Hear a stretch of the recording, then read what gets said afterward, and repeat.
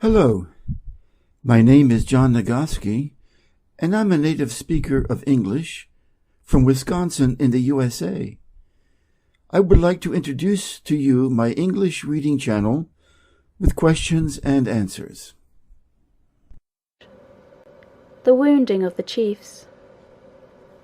As soon as it was light, Agamemnon called the Greeks, and Hector called the Trojans to battle, nor were either unwilling to obey. For a time the fighting was equal, but at noon, at the time when a man who is cutting down trees upon the hill grows weary of his work and longs for food, then the Greeks began to prevail. And the first man to break through the lines of the Trojans was King Agamemnon. Never before had the king done such mighty deeds, for he drove the Trojans back to the very walls of the city. Hector himself did not dare to stand up before him, for Iris brought this message to him from Zeus: "So long as Agamemnon fights in the front, do you hold back, for this is the day on which it is his lot to win great honour for himself.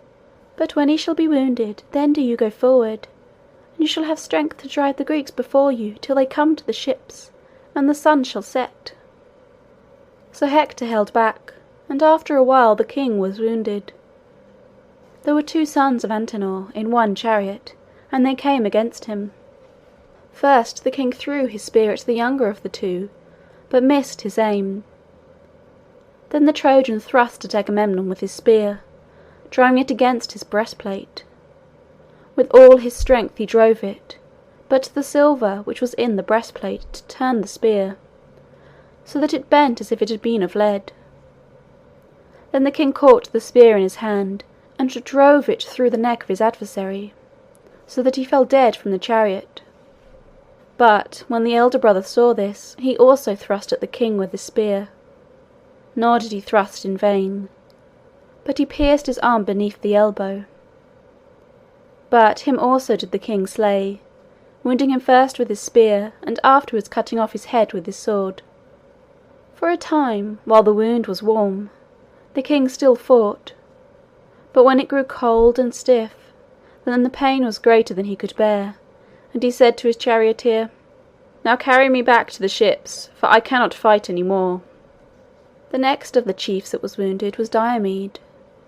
Him Paris wounded with an arrow, as he was stripping the arms from a Trojan which he had slain. For Paris hid himself behind the pillar which stood on the tomb of Ilu, and shot his arrows from thence.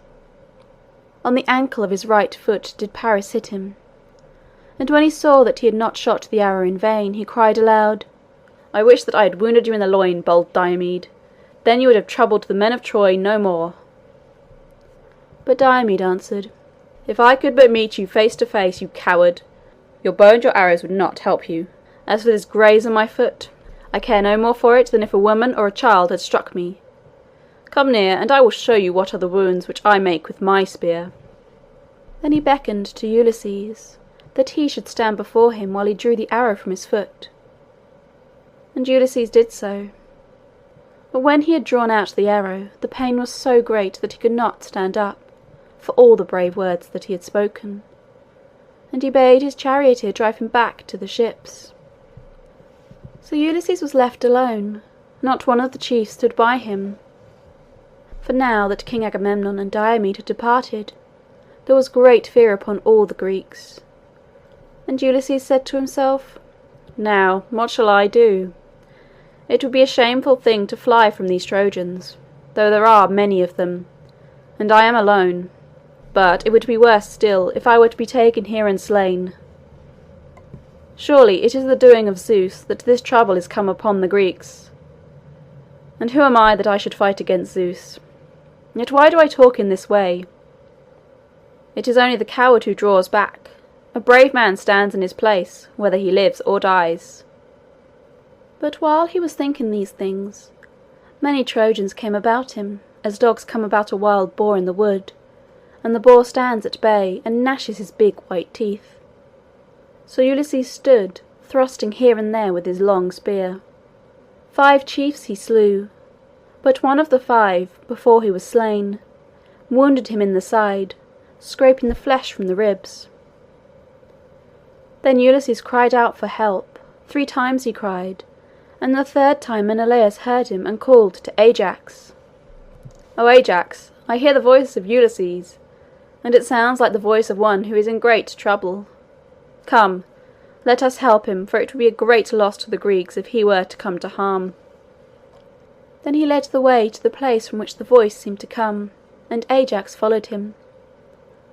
And when they came to Ulysses, they found it was as Menelaus had said.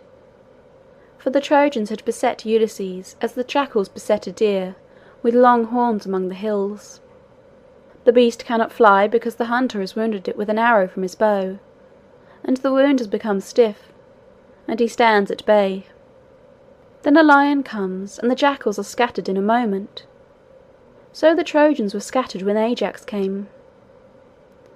Then Menelaus took Ulysses by the hand and led him out of the throng, while Ajax drove the Trojans before him. And now yet another chief was wounded, for Paris, from his hiding place behind the pillar on the tomb of Ilus, shot an arrow at Machaon, and wounded him on the right shoulder. And one of the chiefs cried to old Nestor, who was fighting close by, "Quick, Nestor, take Machaon in your chariot, and drive him to the ships, for the life of a physician is worth the lives of many men."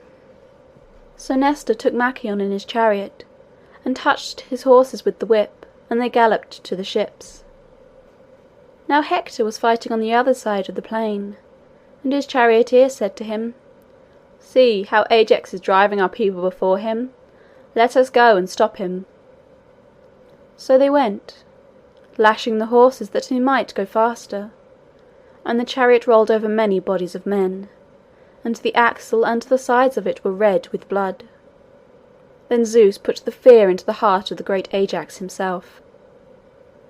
He would not fly, but he turned round, throwing his great shield over his shoulder, and moved towards the ships slowly, step by step. It was as when an ass breaks into a field and eats the standing corn, and the children of the village beat him with sticks.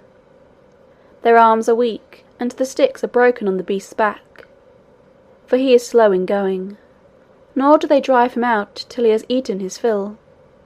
So the Trojans thrust at Ajax their lances, and now he would turn and face them, and now he would take a step backwards towards the ships. Now Achilles was standing on the stern of his ship, looking at the battle, and Patroclus stood by him.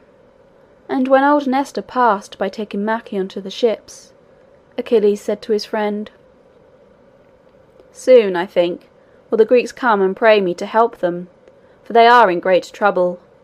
But go now, and see who was this whom Nestor is taking to the ships. His shoulders, I thought, were the shoulders of Machaon, but his face I could not see, for the horses went by very fast." Then Patroclus ran to do his errand. Meanwhile Nestor took Machaon to his tent, and there the girl that waited on the old man mixed for them a bowl of drink. First she set a table, and laid on it a bronze charger, and on it she put a flask of wine and a leek with which to flavour it, and yellow honey and barley meal. And she fetched from another part of the tent a great bowl with 4 handles. On each side of the bowl there were a pair of handles, and on each handle there was a dove wrought in bronze, and the doves seemed to be pecking at each other. A very big bowl it was, and, when it was full, so heavy that a man could scarcely lift it from the table. But Nestor, though he was old, could lift it easily. Then the girl poured the wine from the flask into the bowl, and put honey into it, and shredded cheese made from goat's milk, and the leek to flavour it. And when the mess was ready she bade them drink, so they drank and talked together. But while they talked Patroclus stood in the door of the tent, and Nestor went to him and took him by the hand and said, "Come now, and sit down with us, and drink from the bowl." But Patroclus would not. "Stay me not," he said, "I came to see who it was whom you brought wounded out of the battle, and now that I see it is Machaon. Therefore I will go back without delay, for you know what kind of man is Achilles, how he quickly grows angry, and is ready to blame." Then said Nestor, What does Achilles care about the Greeks? Why does he ask who are wounded? Oh, Patroclus, do you remember the day when Ulysses and I came to the house of Peleus? Your father was there, and we feasted in the hall, and when the feast was finished, then we told Peleus why we had come, how we were gathering the chiefs of Greece to go and fight against Troy, and you and Achilles were eager to go. And old men gave you much advice. Old Peleus said to Achilles, "You must always be the very first in battle." But to you your father said, "Achilles is of nobler birth than you, and he is stronger by far. But you are older, and your years give wisdom. Therefore it will be your part to give him good counsel when there is need. Why then do you not advise him to help us? And if he is still resolved not to go forth to the battle, then let him send you forth, and let him lend you his armour to wear. Then the Trojans will think that Achilles himself has come back to the battle, and they will be afraid, and we shall have a breathing space." Then Patroclus turned and ran back to the tent of Achilles. End of the wounding of the chiefs.